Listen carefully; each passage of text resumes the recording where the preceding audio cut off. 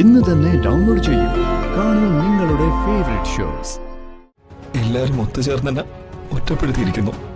മോനെ, അതൊക്കെ നിന്റെ തെറ്റിദ്ധാരണയാണ്.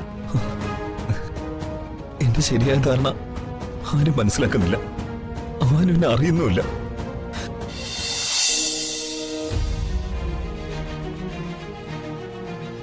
വർഷമോളുടെ ആത്മശാന്തിക്കായി സങ്കല്പിച്ചുകൊണ്ടുള്ള പ്രദക്ഷിണം വേണ്ട. മോൾ എത്രയും പെട്ടെന്ന് തിരിച്ചു വരണമെന്ന പ്രാർത്ഥനയോടെ മതി. വർഷ ജീവനോടെ ഉണ്ടെന്ന് ഞാൻ വിശ്വസിക്കുന്നു. ഈ ലക്ഷണത്തിന്റെ കാര്യം നിങ്ങൾ ആരോടും പറയണ്ട. വർഷം മരിച്ചു എന്ന് കരുതുന്നവരുടെ വിശ്വാസത്തെ തിരുത്താനും പോകണ്ട.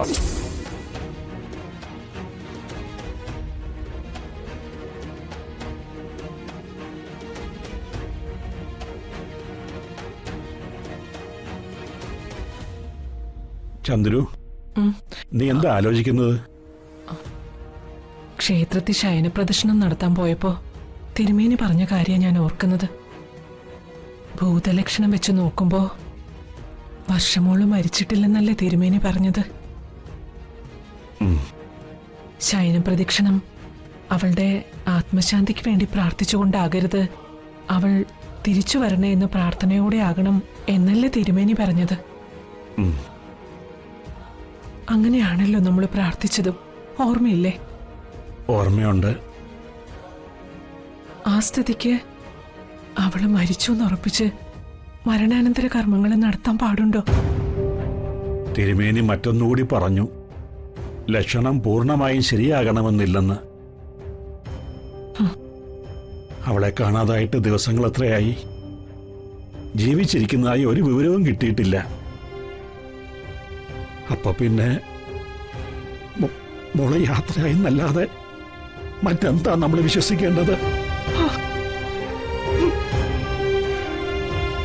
ചെറിയ രീതിയിലെങ്കിലും മരണാനന്തര കർമ്മങ്ങൾ നടത്തണം. അതെന്റെ തീരുമാനമാ, വിശ്വാസമാ.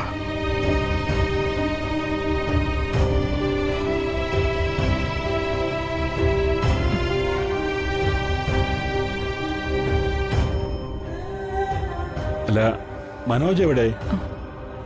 രാവിലെ ആരെയോ കാണാൻ പോയിരിക്കോ? എല്ലാവരെയും വിളിപ്പിച്ചത് എന്തിനാണെന്ന് മനസ്സിലായി കാണുമല്ലോ. വർഷയുടെ മരണാനന്തര ചടങ്ങ് നടത്തണം. അതിനെക്കുറിച്ച് എല്ലാവർക്കും അവരവരുടേതായ അഭിപ്രായങ്ങൾ പറയാം.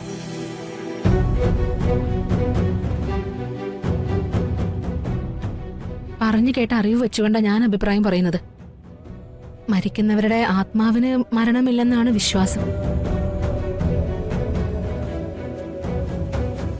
വർഷയ്ക്ക് അഥവാ മരണം സംഭവിച്ചിട്ടുണ്ടെങ്കിൽ അത് ദുർമരണമാണ്.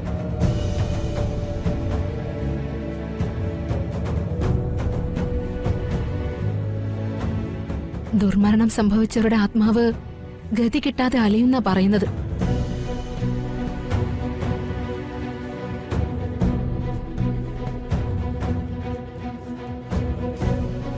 അവൾക്ക് ഒരു തുള്ളി വെള്ളവും ഒരു പിടി വറ്റും കൊടുക്കുന്ന കർമ്മമാണ് ബലിതർപ്പണം.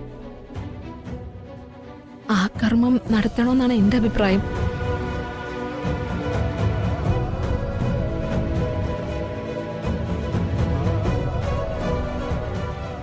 എന്റെ രാഷ്ട്രീയ കുടുംബത്തില് അങ്ങനെയുള്ള കഥകളൊന്നും ഞാൻ പറഞ്ഞു കേട്ടിട്ടില്ല.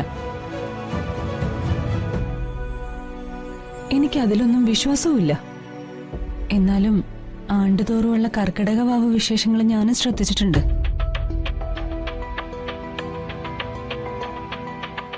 തിരുവല്ലത്തും തിരുമുല്ലവാരത്തും വർക്കലയിലൊക്കെ ലക്ഷക്കണക്കിന് ജനങ്ങളല്ലേ വന്നു പോകുന്നത് ബലിതർപ്പണം നടത്താൻ. അവരൊക്കെ പടുവെട്ടികളാണെന്ന് വിധി എഴുതുന്നത് ശരിയല്ല. ഏതായാലും അച്ഛന്റെ വിശ്വാസമല്ലേ, അത് നടക്കട്ടെ. ഇനി അതായിട്ട് കുറയ്ക്കണ്ട.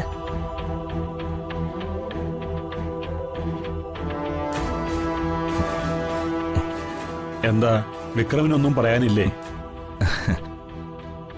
അനാഥാലയത്തിൽ വളർന്നതുകൊണ്ട് ഞാൻ കഥകളൊന്നും കേട്ടിട്ടില്ല. ആരുടെയും പുല കുളിക്കേണ്ടി വന്നിട്ടുമില്ല.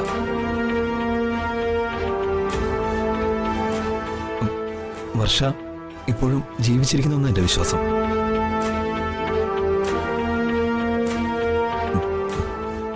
ജീവിച്ചിരിക്കുന്നവരുടെ പേരിലും ബലി നടത്താമെന്നാണ് നിങ്ങൾ കുടുംബക്കാരുടെ വിശ്വാസമെങ്കിൽ നടത്തിക്കോ.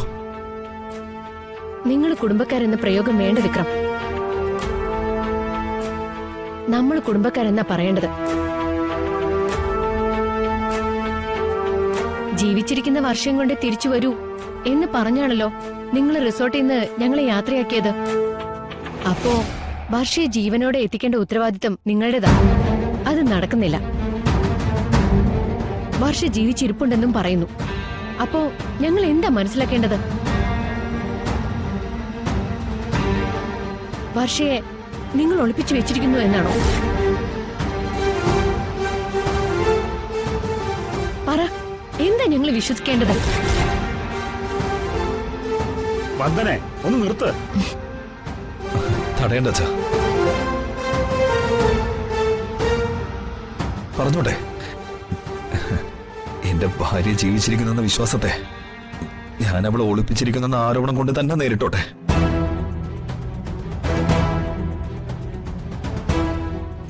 ഞാൻ വല്ലാതെ ഒറ്റപ്പെട്ടിരിക്കുന്നു. എല്ലാവരും ഒത്തുചേർന്ന് തന്നെ ഒറ്റപ്പെടുത്തിയിരിക്കുന്നു. മോനെ, അതൊക്കെ നിന്റെ തെറ്റിദ്ധാരണയാണ്. എന്റെ ശരിയായ ധാരണ ആരും മനസ്സിലാക്കുന്നില്ല, ആരും എന്നെ അറിയുന്നുമില്ല. വർഷയുടെ ഓർമ്മകൾ മാത്രം മതി എനിക്ക്. ചടങ്ങുകളൊക്കെ നിങ്ങൾ എന്താന്ന് വെച്ചാൽ അയക്കോ.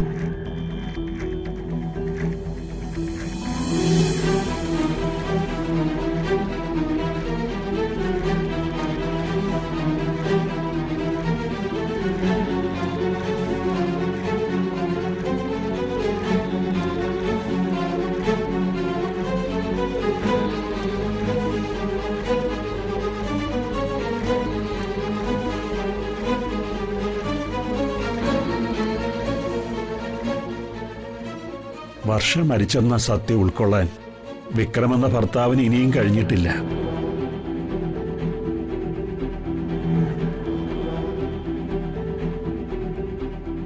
അതിന്റെ സങ്കടവും രോഷവും ഒക്കെയാ പുറത്തു വരുന്നത്. നമ്മളത് കാര്യമാക്കണ്ട. ചടങ്ങ് നടത്തണം. ഭർത്താവിന് താല്പര്യമില്ലെങ്കിൽ പിന്നെന്തിനാ നമ്മൾ റിസ്ക് എടുക്കുന്നത്?